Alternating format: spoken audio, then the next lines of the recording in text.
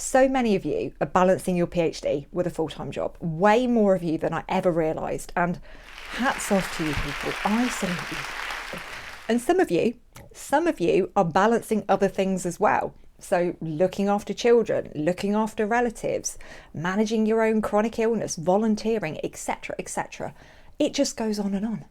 I literally don't know how some of you are managing to do this, but I do know that quite a few of you have reached out to me lately to say, hey, here's my situation, help. So in this video and the one that follows on from it, this is a two-part series, I'm going to be sharing some tips and strategies with you to help you make this kind of work and study grind a little bit less painful in ways that don't involve cloning yourself multiple times. There are 3 tips in this video and 3 in the next one, so make sure you come back for that. Hit the notification bell to make sure you don't miss it. If you're new to the channel, hi, I'm Dr. Elizabeth Yardley, and I've been supporting graduate students through their dissertations for the last 20 years. In that time, I've supervised students who've been in all kinds of situations when it comes to their studies.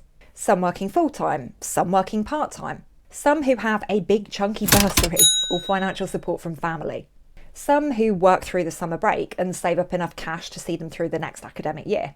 However, in the last few years, the number of PhD students I've come across who are working full-time, like 40 plus hours a week, alongside their doctoral studies, has just grown and grown and grown. You people are incredible, you really are. So let's dive into some of the things that you can do to make life a bit more bearable. Number 1, set clear goals. Make sure that you are always working towards a goal. You always want to have something in mind that you want to have achieved by the end of this week or by the end of this month. If you don't do this, your PhD becomes this kind of big blob that is bouncing and slipping around, and it's really difficult to get hold of. Now, the goals that you're going to set for yourself are going to vary tremendously. It will depend on the stage of your PhD that you're currently at, the type of research that you're doing. But the thing that you always need to make sure is that the goals you are setting are things that you can check off, things that you can tick off, things that you are actually in control of. Too many PhD students set themselves goals that relate to things completely outside of their own control and then feel really bad when they haven't met them. So say, for example, that you want to do 20 semi-structured interviews with participants as part of your data collection. Say you're currently in the process of recruiting those participants. A goal that relates to something completely outside of your control would be recruit all 20 participants by the end of this month. However, one that is within your control is to contact 15 people by the end of this month and invite them to participate in an interview with you. That specific goal, contacting 15 people, is something that you can check off your list. You can say, boom, I've done that, regardless of how many of those people agree to have an interview with you. Can you see the difference between the two? You are 100% in control of the number of people that you approach, but you are not in control of the number of people who actually take you up on your offer. So make sure that you are always working towards a goal, and make sure that that goal comprises tasks that you can actually tick off. These are things that are actually within your control. Next up, create a schedule. Your most valuable resource is time. Once you've spent it, you can't get it back. And as somebody who's balancing work with study, there's not a lot of wiggle room when it comes to your time. So you need to make sure that you are using it as wisely as you possibly can. Now, depending on the type of paid work you do, your approach to creating a schedule is going to differ. So if you have a regular 9 to 5, Monday to Friday, and that stays pretty much the same all of the time, then you can create a study schedule that fits around that. And that might be a study schedule that you will stick with throughout your entire PhD. If you do work that involves different shift patterns, so working earlies, working lates, that kind of thing, you will need to build a study schedule that fits in with each of those different types of shift work. So you're not going to be able to just have one kind of study schedule and hope that it's going to fit with all of these different hours and shift patterns you're working, because that is not going to work out. So you'll need to make sure that you have a tailored study schedule that you can look at and go, right, this is the one that works when I'm on nights. This is the one that works when I'm on days. If you're in a situation where your paid work hours vary from one week to the next, what you'll need to do is sit down once a week, look at what you've got in the diary for your paid work, and then fit your study around that. So you need a dedicated slot of time each week to spend planning your study schedule. Whatever your paid work patterns are, you need to make sure that you have got dedicated slots each week to devote yourself solely to your studies. Those need to go into a calendar or a diary, and you need to be really organised and really clear with yourself exactly what you're going to work on in particular slots. So, for example, say that you're going to study between 5 a.m. and 7 a.m. on Monday, Wednesday and Thursday this week. I'm not quite sure why I'm doing that with my hands, but hey. And say I'm at that stage that I used in the example earlier of recruiting participants for my study. So I might say to myself, right, in Monday's session between 5 and 7 a.m, I'm going to go online and I'm going to look for Facebook groups that I can use to connect with potential participants. Then I might say to myself, okay, in Wednesday's session, I'm going to draft an email to send to the group admin of 1 group, 2 groups, 3 groups, however many groups, and I might need to tailor the message that I'm preparing to each of the groups I'm approaching. Then in Thursday's session, I might be actually sending those messages out to the group admins, and I might be picking up something else, something new to look at. For example, going over the first or the second draft of my introduction chapter. So whatever stage of your PhD you're at, whatever you're working on, you need to make sure that where you have those slots of time in your diary, in your calendar to devote to your studies, you know exactly what you're going to be doing within them. Because if you don't have this, focus, if you don't have this intention, there is a tendency to kind of drift and get to the end of a study block and be like, what have I actually done today? And you need to make sure that when you're studying, you're studying. Your phone is on silent, or it is on flight mode, or you're somewhere quiet where you're not going to be disturbed.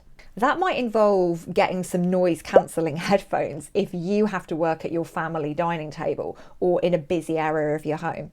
And if you're working in a home office or a bedroom with a desk, you might want to put a fun sign on the door that says, please do not disturb me unless the house is literally burning down.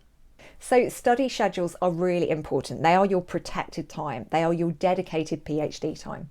And to make sure that you get the most out of them, you need to be super clear about your boundaries. Boundaries are limits that we identify for ourselves, which enable us to prioritise the things that matter to us. I won't go into loads of detail about boundaries because I've made a separate video about them, which I will link to up here. But in essence, you need to set, communicate and police your boundaries. You need to be firm with yourself about them and firm with other people about them. Please make sure that you actually tell your nearest and dearest about your study time and what the boundaries are around that. Because if you haven't told them that you're doing a study session and they then interrupt you, you're not allowed to get mad at them. So allocate dedicated slots for your PhD study time in that weekly schedule. Whether that weekly schedule is a regular one, a consistent one, or whether it's one that's a bit all over the place, just make sure that you have study sessions every week. Don't get into a situation where you've gone weeks and weeks and weeks without actually looking at your thesis. By building it into your week, by making it part of your week, you are going to feel so much better about your progress, and you're not going to get that guilt, that, oh my goodness, I can't even remember the last time I looked at it kind of feeling. We don't want that. Now, before we get on to the third tip, if you are finding this video helpful so far, give it a thumbs up, because that is super helpful in ensuring that other people can find it too. Tip number 3, use your dead time wisely. Dead time, which sounds really awful, is that in-between time. It's the time when you're on the bus or on the train, on the way home from work, on the way to work. It's the time you're waiting for something or someone at work.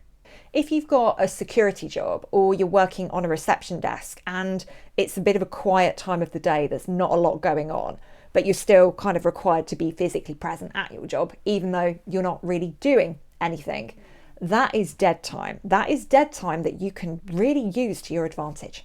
And when these are short blocks of time, they are really, really helpful for getting that low-hanging fruit out of the way to get some of those quick win tasks done on your PhD. For example, booking an appointment with your supervisor, replying to an email, filling a form in that an administrator has been chasing you for quite some time.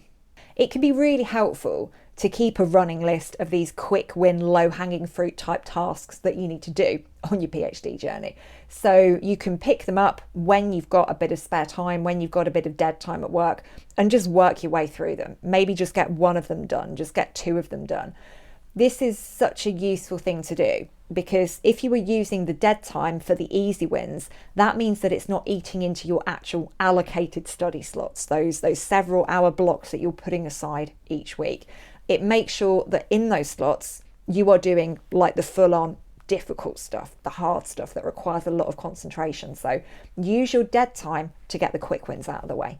Also, don't lose sight of the longer slots of dead time as well. So like the commute, if your commute takes quite a considerable amount of time, or hours spent on call just waiting around for something to happen, they can be really valuable too for things like reflective journaling or reading a book chapter or a lengthy journal article, for brainstorming ideas, maybe for listening to a podcast about a particular element of your PhD. So downtime is really important, and it's one of those things that a lot of PhD students do eventually get into the habit of using, and they get to that realization, oh my goodness, I have like this hour every day that I could use for X, Y, or Z. So if you have got downtime, identify that downtime and identify some of the things that you can do within it. But I do want to caveat this, okay? I do want to say, please do not overdo it.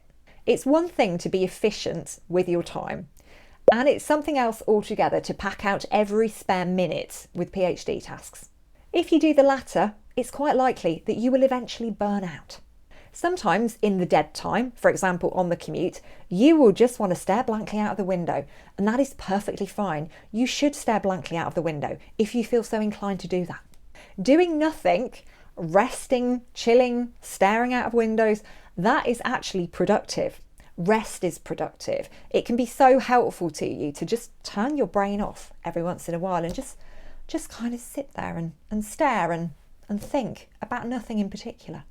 So don't beat yourself up about doing this. Don't feel bad about it, because we all need to do it. We all need time that is spent doing nothing in particular, because if you pack out your schedule, you pack out your diary, you're just going to be like, very quickly.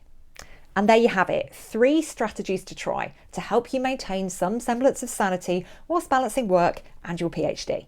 Firstly, ensuring that you're setting really clear goals, making sure the success criteria for those goals are things that you are actually in control of, things that you can actually tick off.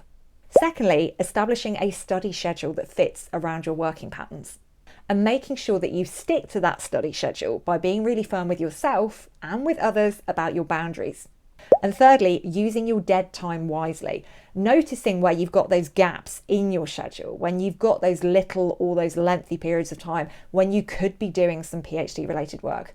But at the same time, please don't overdo it, because we all need some time in which we're doing nothing in particular. Join me in the next video where I'll be sharing another 3 tips on how to balance your PhD with your job. I'll see you then.